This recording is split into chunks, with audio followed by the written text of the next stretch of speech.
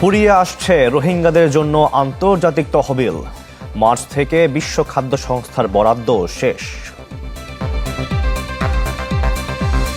যারা এসে বিভ্রান্তিমূলক কথা ছড়াবে তাদের একটাই নাম, তারা হচ্ছে গুপ্ত। কারণ তাদেরকে গত 16 বছর আমরা দেখি নাই।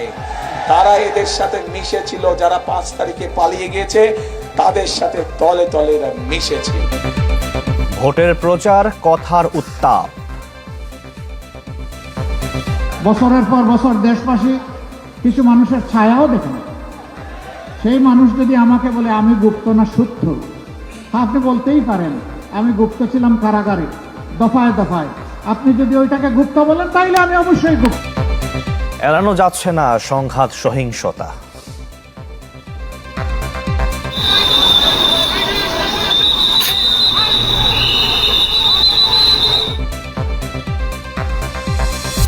চট্টগ্রাম বন্দর এলাকায় 1 মাস সভা সমাবেশ নিষিদ্ধ। শ্রমিক কর্মচারীদের কর্মবিরতিতে আজও আমদানি রপ্তানি ব্যাহত।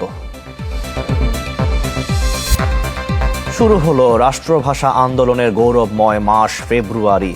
ন্যায্য অধিকার আদায়ের সংগ্রামে আজও প্রেরণা শহীদরা।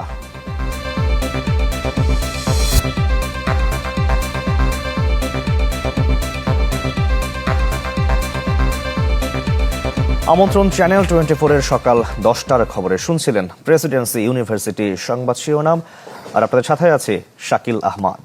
অ্যাডভান্সড ইলেকট্রোপলিশড ও শতভাগ স্টেইনলেস স্টিলে তৈরি আরএফএল কিচেন সিঙ্ক।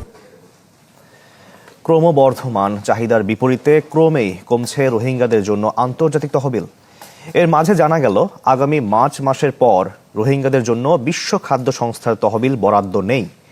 এ তথ্য জানিয়ে দুর্যোগ ব্যবস্থাপনা ও ত্রাণ মন্ত্রণালয়ের উপদেষ্টা ফারুকী আজম বলছেন, বিকল্প উৎস থেকে অর্থ ও সহায়তা সংগ্রহের চেষ্টা হিসেবে চিঠি পাঠানো হয়েছে উপসাগরীয় দেশগুলোতে।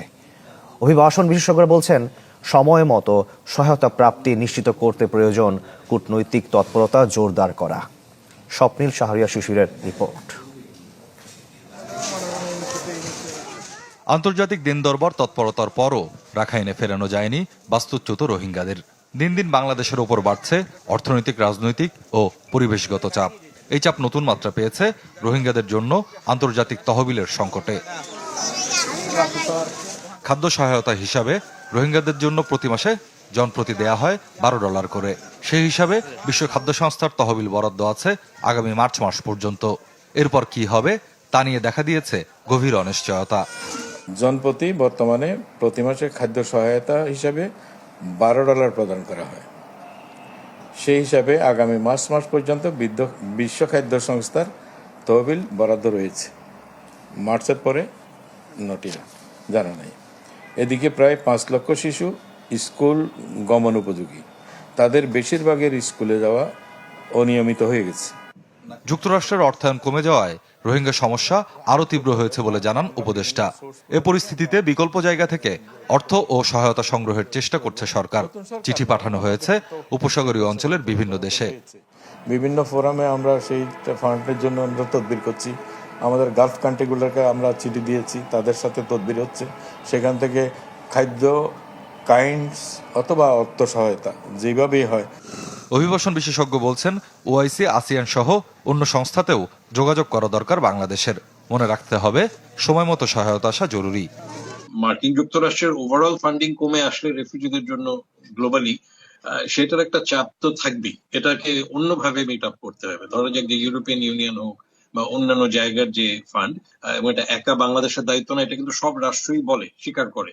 চিঠি যেটা সরকার দিচ্ছে সেটা অবশ্যই একটা গুরুত্বপূর্ণ জায়গা, কিন্তু এটা কূটনৈতিক ফলো আপটা দরকার হবে। যদিও বাংলাদেশের সময়টা নির্বাচনের, এরপরও রোহিঙ্গা সংকট সমাধানে প্রশাসনিক তৎপরতা থেমে থাকবে না বিশ্বাস এ বিশেষজ্ঞের। স্বপ্নীল শাহরিয়ার শিশির, চ্যানেল 24, ঢাকা। এবারে আশিয়ান সিটির সৌজন্যে ভোটের মাঠের খবর জানাবো।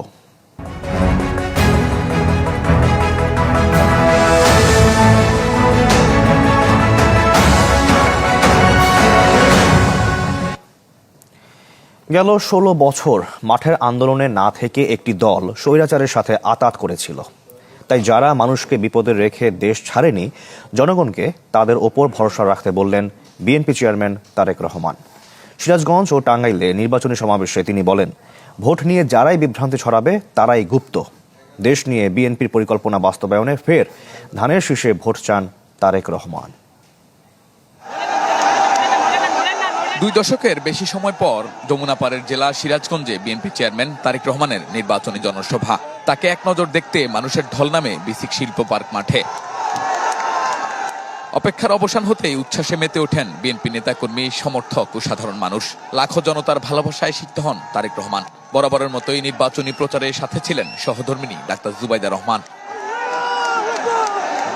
বক্তব্যে সব দল, মত ও ধর্মবর্ণের মানুষকে সঙ্গে নিয়ে দেশ গঠনের কথা জানান তারেক রহমান। বলেন, জবাবদিহিমূলক সরকার প্রতিষ্ঠা করতে পারলেই মানুষের অধিকার নিশ্চিত হবে। সকল ধর্ম বর্ণের মানুষকে নিয়ে আমরা একসাথে শান্তিতে বসবাস করতে চাই। আমাদের কাছে মুখ্য হচ্ছে সে বাংলাদেশের নাগরিক, আমাদের কাছে ধর্মটা মুখ্য নয়। তারেক রহমান বলেন, বিএনপি ছাড়া দেশ পরিচালনার মতো অভিজ্ঞ রাজনৈতিক দল আর নেই। তাই ধানের শীষে ভোট দিয়ে আরেকবার দেশ সেবার সুযোগ দেওয়ার আহ্বান জানান তিনি। এই মুহূর্তে বিএনপি একমাত্র রাজনৈতিক দল যেই দলের অভিজ্ঞতা আছে কিভাবে দেশকে সুন্দরভাবে সামনের দিকে পরিচালিত করতে হয়। বিএনপি ছাড়া এই মুহূর্তে বাংলাদেশকে সঠিকভাবে পরিচালনা করতে পারে অভিজ্ঞতা সম্পন্ন এরকম কোন রাজনৈতিক দল নেই। বিএনপি চেয়ারম্যান অভিযোগ করেন, মাঠের আন্দোলনে না থেকেও স্বৈরাচারের সাথে আঁতাত করেছিল একটি দল। সেই গোষ্ঠীটি এবার জনগণকে বিভ্রান্ত করছে। যারা এসে বিভ্রান্তিমূলক কথা ছড়াবে তাদের একটাই নাম, তারা হচ্ছে গুপ্ত। কারণ তাদেরকে গত 16 বছর আমরা দেখি নাই। তারা এদের সাথে মিশেছিল, যারা 5 তারিখে পালিয়ে গিয়েছে তাদের সাথে তলে তলে মিশেছিল। 2006 সালে যমুনা পাড়ের জনসভায় বক্তব্য রেখেছিলেন তারেক রহমান। এবার ভিন্ন এক প্রেক্ষাপটে বক্তব্য রাখলেন বিএনপির চেয়ারম্যান। প্রতিশ্রুতি দিলেন ভোটে জয়ী হলে নতুন দেশ গড়ার। নেতাকর্মীরা বলছেন, তারেক রহমানের এই সফরের মধ্য দিয়ে তাদের প্রচারণায় যেমন নতুন গতি আসবে, তেমনি ইতিবাচক পরিবর্তন আসবে ভোটের সমীকরণে। সিরাজগঞ্জের জনসভা শেষে তারেক রহমান যোগ দেন টাঙ্গাইলের সমাবেশে। বিএনপি চেয়ারম্যান পৌঁছার আগেই সমাবেশ স্থল কানায় কানায় পূর্ণ হয়ে ওঠে। বক্তব্যে তিনি বলেন, ভোটের আগে যারা অনৈতিক কাজ করে তারা দেশও বিক্রি করতে পারে। 5 আগস্টের মতো 12 ফেব্রুয়ারি মাঠে নেমে আসার আহ্বান জানান তারেক রহমান। যারা ভোটের আগে এইসব অনৈতিক কাজ করতে পারে তারা যদি সুযোগ পায় কিভাবে তারা দেশকে বিক্রি করে দিবে, এই বিষয়ে তাদেরকে সতর্ক করতে হবে। কেউ যাতে মানুষের অধিকার কেড়ে নিতে না পারে সে ব্যাপারে সতর্ক থাকার আহ্বান জানান বিএনপি চেয়ারম্যান। সারাক্ষণ আপনাদের পাশে থাকবে। শাহনেওয়াজ বাবলু, চ্যানেল 24, টাঙ্গাইল। নিজেরা গুপ্ত হয়ে একটি দল অন্যদের দোষারোপ করছে বলে অভিযোগ করেছেন জামায়াতে আমির ডাক্তার শফিকুর রহমান। ঢাকা ও কুমিল্লায় নির্বাচনী জনসভায় তিনি জানান, ভোটে জিতলে পরাজিতদের দেশ গঠনে সঙ্গী করা হবে। তিনি আরো বলেন, মানুষ আর কোনো আধিপত্যবাদ দেখতে চায় না। কেরানীগঞ্জে 11 দলীয় ঐক্যের নির্বাচনী জনসভা। এতে ঢাকার 5টি আসনের প্রার্থীদের হাতে প্রতীক তুলে দেন জামায়াত আমির। আমাদের প্রতিনিধি হিসাবে, প্রার্থী হিসাবে বক্তারা অভিযোগ করেন, একটি দল হ্যাঁ ভোটে সম্মতি দিলেও কাজ করবে নায়ের পক্ষে। বাংলাদেশ কোন পথে যাবে? আধিপত্যবাদী শক্তি বাংলাদেশে কি আবারও কাজ করবে, নাকি বাংলাদেশ মাথা তুলে দাঁড়াবে? এটার লড়াই হচ্ছে এবারের নির্বাচন। প্রধান অতিথির বক্তব্যে বিগত 16 বছরের নিজেদের উপর নির্যাতনের চিত্র তুলে ধরেন জামায়াত আমির। আহ্বান জানান, দেশকে চাঁদাবাজ মুক্ত করতে হ্যাঁ ভোট দেয়ার। চাঁদাবাজ মুক্ত করে ছাড়বো, মা বোনদের ইজ্জত প্রতিষ্ঠা করে ছাড়বো, শিশু আবাল বৃদ্ধ বনিতার নিরাপদ বাংলাদেশ ইনশাল্লাহ উপহার দেব। আমরা বলেছি বাংলাদেশে আর কোনো ব্যাংক ডাকাতের অস্তিত্ব থাকবে না। আমরা বলেছি আর কোনো শেয়ার মার্কেট লুট করার দুঃসাহস কেউ দেখাবে না। আমরা বলেছি আর ঘরে ঘরে চাঁদার নামে ডাকাতি করার সুযোগ দেব না। ডাক্তার শফিকুর রহমান অভিযোগ করেন, নিজেরাই গুপ্ত হয়ে অন্যকে দোষারোপ করছে একটি দল যারা বিপক্ষে ছিল জুলাই আন্দোলনের।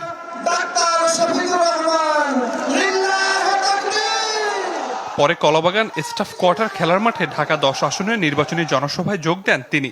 মন্তব্য করেন, বছরের পর বছর যাদের ছায়া দেখা যায়নি তারাই আজ গুপ্তসুপ্তর কথা বলছে। বছরের পর বছর দেশবাসী কিছু মানুষের ছায়াও দেখে না। সেই মানুষ যদি আমাকে বলে আমি গুপ্ত না সূত্র, আপনি বলতেই পারেন আমি গুপ্ত ছিলাম কারাগারে দফায় দফায়। আপনি যদি ওইটাকে গুপ্ত বলেন তাইলে আমি অবশ্যই গুপ্ত। এর আগে জামায়াত জোটের নেতারা অংশ নেন কুমিল্লা 11 আসনের প্রচারণায়। ভোট চান জামায়াত প্রার্থী সৈয়দ আব্দুল্লাহ মোহাম্মদ তাহেরের পক্ষে। দলের আমির জানান, আর কোনো আধিপত্যবাদ দেখতে চায় না দেশের মানুষ। নির্বাচনে জিতলে পরাজিতদের নিয়েও দেশ গঠন করবে জামায়াত। আমাদের লক্ষ্য জাতিকে ঐক্যবদ্ধ করে এগিয়ে যাওয়া। আবির হোসেন, চ্যানেল 24, ঢাকা। নীলফামারীর জলঢাকায় নির্বাচনী বিলবোর্ড স্থাপন নিয়ে জামায়াত বিএনপির সমর্থকদের ধাওয়া পাল্টা ধাওয়ার ঘটনা ঘটেছে। স্থানীয়রা জানায়, শনিবার রাতে উপজেলার আবু সাইদ চত্বরে নির্বাচনী বিলবোর্ড স্থাপনে যান বিএনপি প্রার্থীর সমর্থকরা। এ সময় তাদের ওপর চড়াও হয় স্থানীয় জামায়াতের কর্মীরা। এক পর্যায়ে চলে ধাওয়া পাল্টা ধাওয়া। খবর পেয়ে সেনাবাহিনী গিয়ে পরিস্থিতি নিয়ন্ত্রণে আনে। এই ঘটনার পর এলাকায় থমথমে পরিস্থিতি বিরাজ করছে।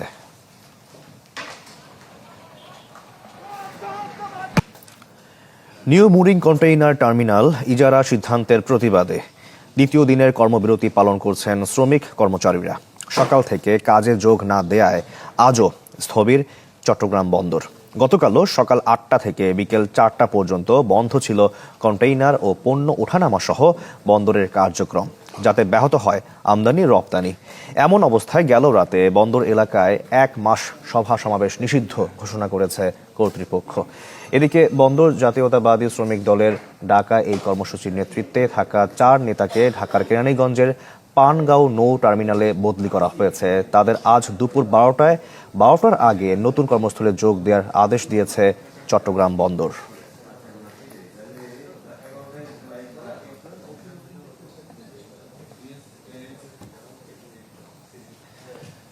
দিন গণনা শুরু হলো মহান রাষ্ট্রভাষা আন্দোলনের গৌরবময় ও স্মৃতিমাখা মাস ফেব্রুয়ারির। রাষ্ট্রভাষা বাংলার দাবিতে 1952 সালের 21শে ফেব্রুয়ারি ঢাকার রাজপথে যারা জীবন উৎসর্গ করেছিলেন তাদের স্মৃতি স্মরণের মাস এই ফেব্রুয়ারি। 7 দশক আগে সেই আন্দোলন আর এতে শহীদরা আজও প্রেরণা যোগায় বাঙালির প্রতিটি ন্যায্য অধিকারের প্রশ্ন মীমাংসায়। আশরাফুল আলম আকাশের রিপোর্ট।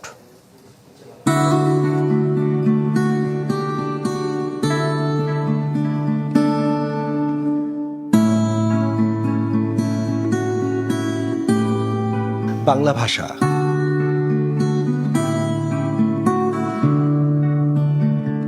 জীবনের দামে কেনা বাংলাদেশ রাষ্ট্রের এক ঐতিহাসিক অর্জন। 1952 সালের ভাষা আন্দোলন ছিল বাঙালির প্রথম সংগঠিত প্রতিবাদ।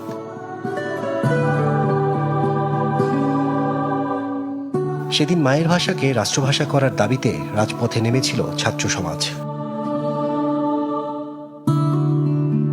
পেরিয়ে গেছে 74 বছর, কিন্তু বাঙালির প্রতিটি আন্দোলন সংগ্রামের ইতিহাসে এক অমোঘ প্রেরণা হয়ে আছে সেই 52।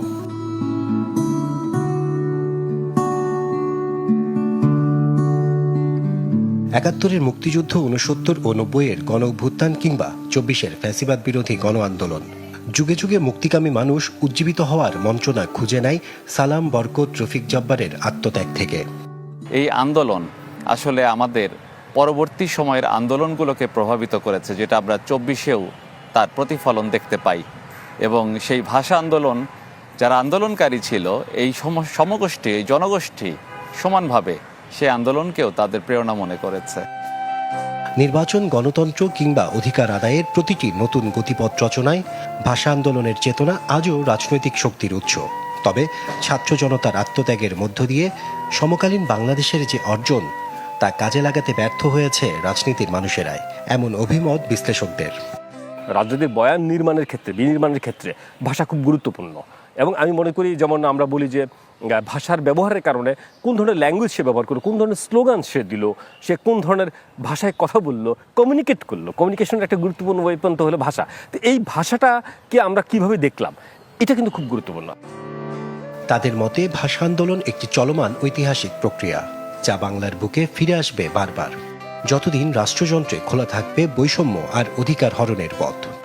শুধু ভাষা অধিকার নয়, ভবিষ্যৎ যে রাজনৈতিক আন্দোলনগুলো হবে, যার মধ্যে আসলে লুকিয়ে থাকে কিছু অপ্রাপ্তি, কিছু দাবি, সেগুলোর প্রেক্ষাপটেও বলতে হবে যে আসলে 21-এর সেই চেতনা ভবিষ্যতের বাংলাদেশের রাজনীতির ক্ষেত্রেও, বিশেষ করে রাজনৈতিক আন্দোলনের ক্ষেত্রেও প্রভাব ফেলবে।